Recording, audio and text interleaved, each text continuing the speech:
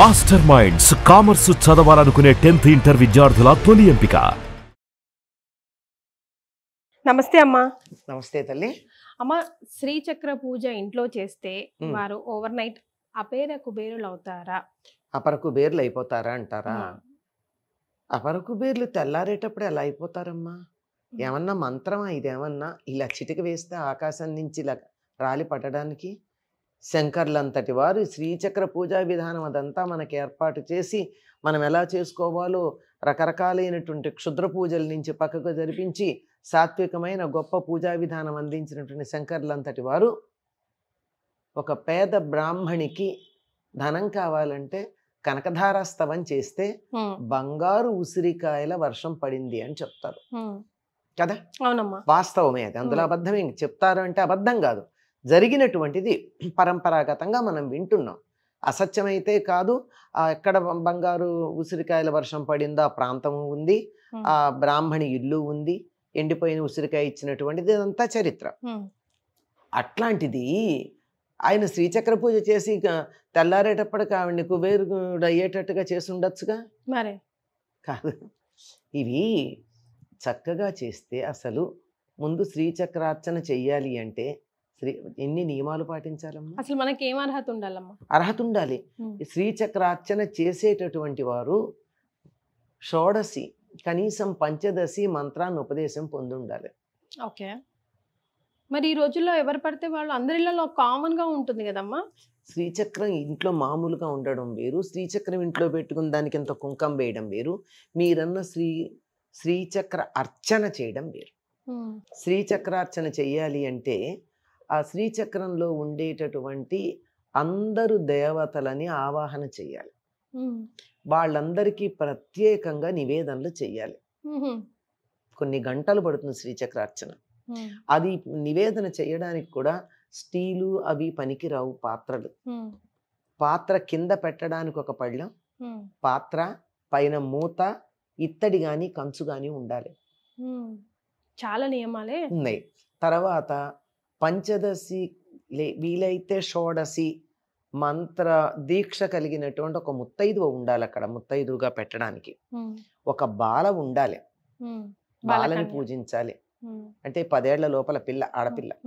ముత్తైదు కూర్చోబెట్టాలి. ఇంకా ఓపిక ఉంటే దంపతి పూజ కూడా చేయొచ్చు ఈ ముత్తైదు కాకుండా. ఇవన్నీ చేయడానికన్నా ముందు ఆవరణ దేవతలు వీళ్ళందరినీ ఆవాహన చెయ్యాలి. వాళ్ళందరికీ నివేదనలు చెయ్యాలి. ఆ తర్వాత పూజ చెయ్యాలి. ఇదంతా కొన్ని గంటలు, 7-8 గంటల వ్యవహారం ఇది. ఈ చేసేవాళ్ళు అందరూ కూడా చేసే వాళ్ళందరూ శ్రీ విద్యోపాసకులు అయి ఉండాలి. ఇంత చెయ్యాలి అంటే మామూలు వాళ్ళు ఎలా చేస్తారమ్మా?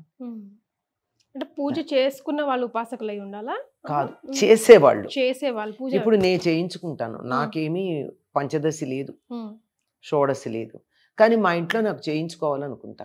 ఇలాంటి వాళ్ళని పిలిపించి చేయించుకుంటా. నేను అక్కడ కూర్చుంటా అంతే. చివరికి ఆ తీర్థం కూడా నాకు ముందు ఇవ్వరు. నేను చేయించుకున్నా ముందర ఈ షోడశి లేక పంచదశి ఉపదేశం ఉన్న వాళ్ళకి ఆ తీర్థాలు ఇస్తారు.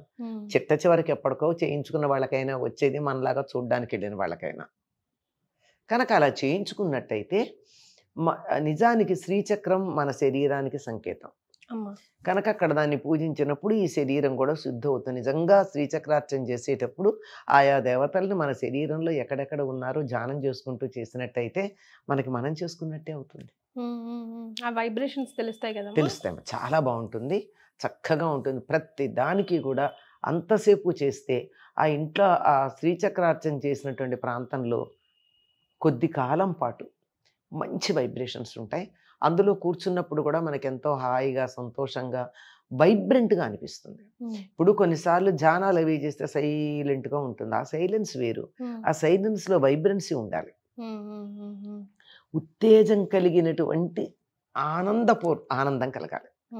శాంతంతో కూడిన ఆనందం, శాంత ఆనందం అంటారు. ప్రశాంతంగా, ఆనందంగా ఉండాలి. ఇలా ఉండేటటువంటి స్థితి మనకు అక్కడ రావడం జరుగుతుంది. ఇది అసలైనటువంటి ఆనందం పొందాక భౌతికమైన ధనానికి ఏముందమ్మా? అమ్మవారు ఏదైనా ఇవ్వగలదు గనక వారి అర్హతల్ని బట్టి వారికి ధనం ఇస్తుంది. ఈ అపర కుబేర్లు అంటే అంబానీ అదానీలాగా అయిపోతారని చెప్పలేం, టాటా బిర్లాలాగా అయిపోతారని చెప్పలేం. అంతకు ముందు ఉన్నటువంటి దారిద్ర్యం పోవడం మాత్రం తప్పదు, తప్పనిసరిగా.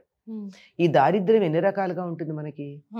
ఆరోగ్యం అవ్వచ్చు, డబ్బే కాదు, అన్ని రకాలైన దరిద్రాలు ఉన్నాయి. ఇవి ఏమీ లేకుండా ఉంటుంది. కానీ త్రికరణ శుద్ధిగా చెయ్యాలి, నియమం పాటించాలి. ఒకవేళ నాకు ఆ ఉపదేశాలు ఏమీ లేవు, శ్రీ విద్యోపాసన లేదు, మంత్ర ఉపదేశం లేదు, అయినా సరే నేను చేయలేను, చేయించుకోవచ్చు. చేయించుకున్నట్టయితే నియమాలు పాటించాలి. ముందు రోజంతా ఉపవాసం చేయాలి, భోజనం చేయకుండా ఉండాలి. రాత్రి ఆ రోజు కూడా పూజ అంతా అయ్యేదాకా ఏమీ తినకూడదు. ఈ రోజుల్లో కొంచెం కష్టమే అట్లా ఉండడం. అందువల్ల పాలో ఓ పండు, మరి అరడదన అరటిపళ్ళు దగ్గర పెట్టుకుని మింగడం కాదు. ఏదో ఒక పాలు కాసిన పాలు ఒక పండు ఒకసారి స్వీకరించవచ్చు. అలా కూర్చొని చేయించుకుంటే బాగుంటుంది. అమ్మ, ఇన్ జనరల్ గా అసలు జనరల్ గా కామన్ గా ఇంట్లో శ్రీచక్రం పెట్టుకుంటే పాటించవలసిన ఇన్ జనరల్ నియమాలు ఏంటి, చేయకూడని తప్పులేంటి? శ్రీచక్రం ఇంట్లో గనక ఉన్నట్టయితే మేరు ఉండదు. సాధారణంగా మేరు అంటే ఇలా 3 డైమెన్షన్ లో ఉండేది. ఇలా మామూలుగా భూప్రస్థారం అంటారు, మామూలు రాగి రేకు మీద ఉంటుంది. అది ఉన్నట్టయితే రాగి రేకు మిలమిల మెరుస్తూ ఉండేట్టు చూసుకోవాలమ్మా. మరకలు ఉండకూడదు, మకిలి పట్టకూడదు. First point. ఓకే, అది తప్పులు లేకుండా ఉన్నది తీసుకోవాలి. అందులో అప్పుడప్పుడు హడావిడిగా చేస్తూ తేడాలు ఉంటాయి. ఎవరన్నా తెలిసిన వాళ్ళకు ఒకసారి చూపించి తీసుకోవాలి. తీసుకున్న తర్వాత కనీసం వారానికి ఒకసారి దానికి అభిషేకం చేయాలి. వారానికి ఒక్కసారి కనీసం.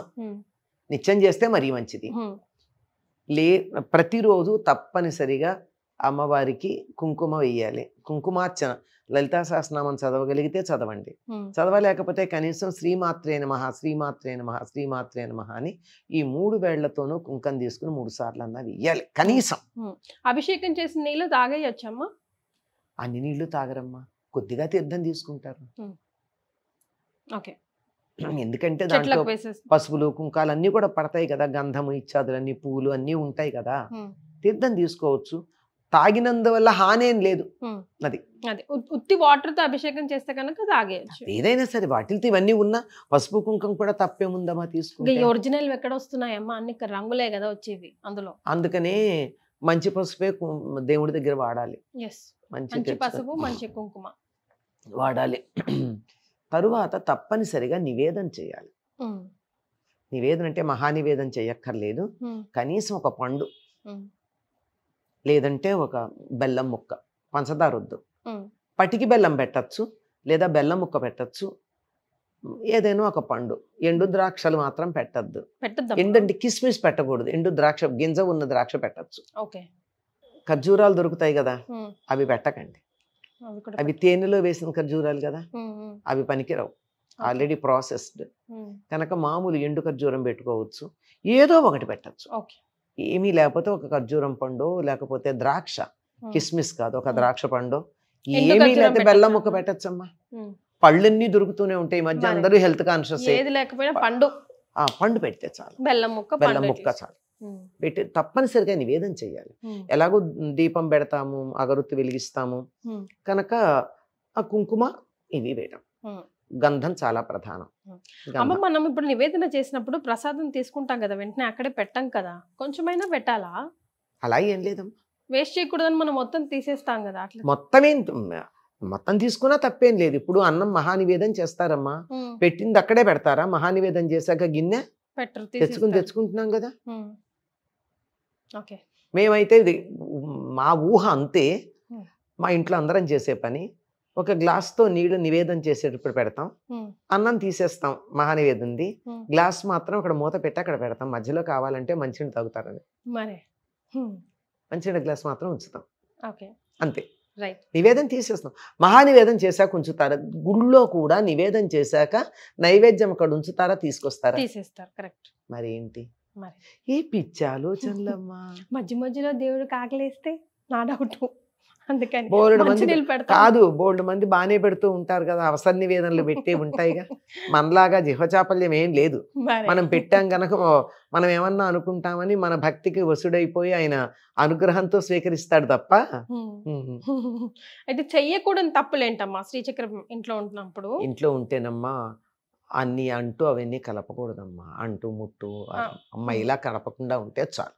మెయిన్ గా ఆ అమ్మవారి దగ్గరికి, ఆ గుడి అదే అమ్మవారు ఉన్నటువంటి పూజ దగ్గరికి వెళ్ళేటప్పుడు స్నానం చేసిన బట్టలతో వెళ్ళండి, పాచి బట్టలతో వెళ్ళొద్దు. నైటీ వేసుకోకూడదు. నైటీ వేసుకోవద్దని ఎవరు చెప్పలేదమ్మా. నైటీ వేసుకుంటే విషయం ఏమిటంటే కింద చెడ్డీ ఉండాలి, ఏక వస్త్రం ఉండకూడదు. కాదు, విషయం అది కాదు.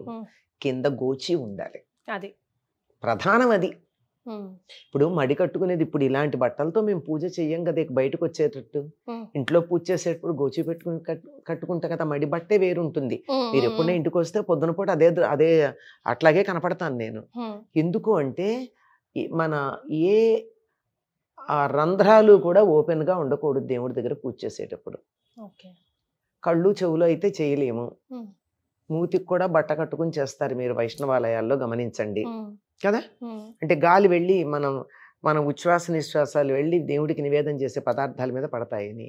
అలాగే అంతకన్నా భయంకరమైన ద్వారాలు ఉన్నాయి గనక కింద అవి క్లోజ్ చేసుకుంటూ, తప్పు కాదమ్మా విషయం చెప్పి, అవి క్లోజ్ చేస్తూ గోచి పెట్టి చేయాలి.